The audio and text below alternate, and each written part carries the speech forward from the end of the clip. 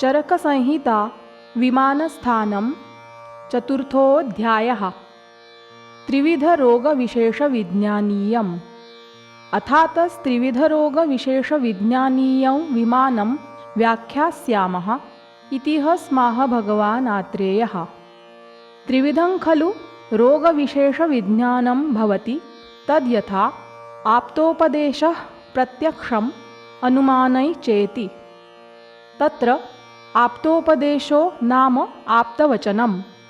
आप्ता हि अवितर्कस्मृतिविभागविदो निष्प्रीत्युपतापदर्शिनश्च तेषामेवं गुणयोगाद् यद्वचनं तत्प्रमाणम्। अप्रमाणं पुनर्मत्तोन्मत्तमूर्खरक्तदुष्टादुष्टवचनमिति। प्रत्यक्षं तु खलु तत् यद्स्वयमिन्द्रियैर्मनसा चोपलभ्यते। अनुमानं खलु तर्को युक्त्यपेक्षः। त्रिविधेन खल्वनेन ज्ञानसमुदायेन पूर्वं परीक्ष्य रोगं सर्वथा सर्वमथोत्तरकालमध्यवसानमदोषं भवति।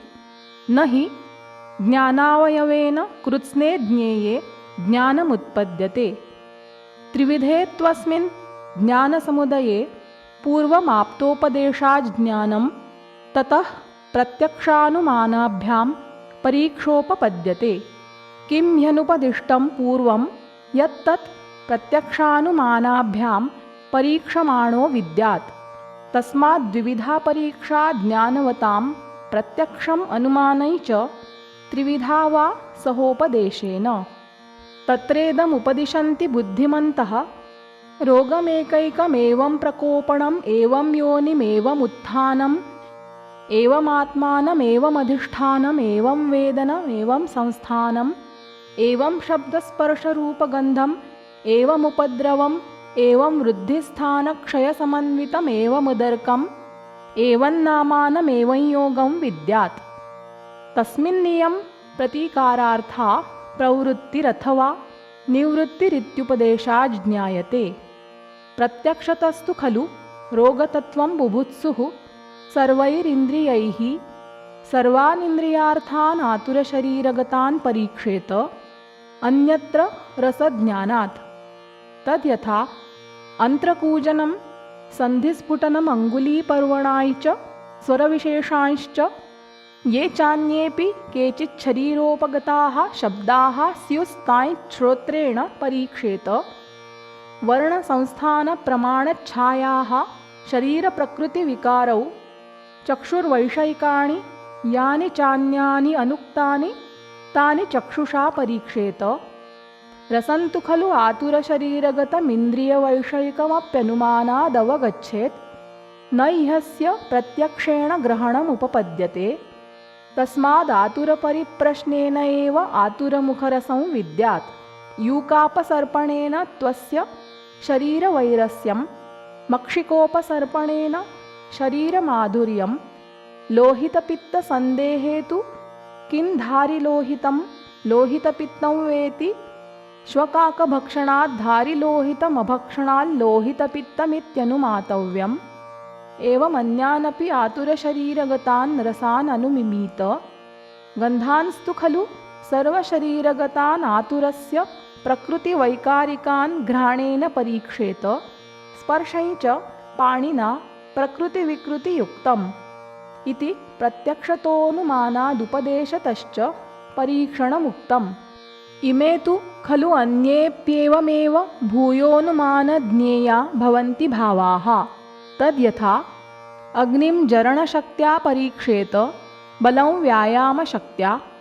श्रोत्रादीनि शब्दाद्यर्थग्रहणेन मनोर्थाव्यभिचरणेन विज्ञानं व्यवसायेन रजःसङ्गेन मोहमविज्ञानेन क्रोधमभिद्रोहेण शोकं दैन्येन हर्षमामोदेन प्रीतिं तोषेण भयं विषादेन धैर्यमविषादेन वीर्यमुत्थानेन अवस्थानमविभ्रमणेन श्रद्धामभिप्रायेण मेधाङ्ग्रहणेन संज्ञान्नामग्रहणेन स्मृतिं स्मरणेन ह्रियमपत्रपणेन शीलमनुशीलनेन द्वेषं प्रतिषेधेन उपधिमनुबन्धेन धृतिम् अलौल्येन वश्यतां विधेयतया वयोभक्तिसात्म्यव्याधिसमुत्थानानि कालदेशोपशयवेदनाविशेषेण गूढलिङ्गं व्याधिमुपशयानुपशयाभ्यां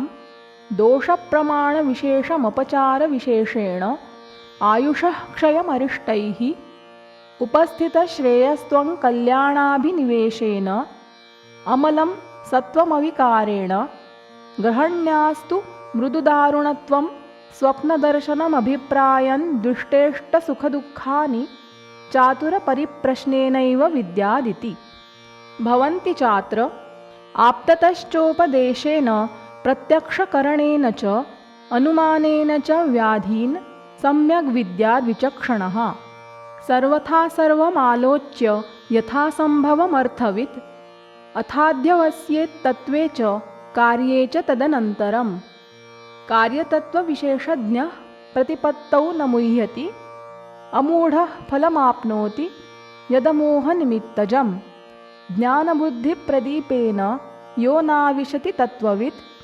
आतुरस्यान्तरात्मानं न स रोगांश्चिकित्सति। तत्र श्लोकौ सर्वरोगविशेषाणां त्रिविधं ज्ञानसंग्रहं यथा चोपदिशन्त्याप्ताः प्रत्यक्षं गृह्यते यथा ये यथा चानुमानेन ज्ञेयास्तांश्चाप्युदारधीः भावान् स्त्रीरोगविज्ञाने विमाने मुनिरुक्तवान् इत्यग्निवेशकृते तन्त्रे चरकप्रतिसंस्कृते विमानस्थाने त्रिविधरोगविशेषविज्ञानीयं विमानं नाम चतुर्थोऽध्यायः।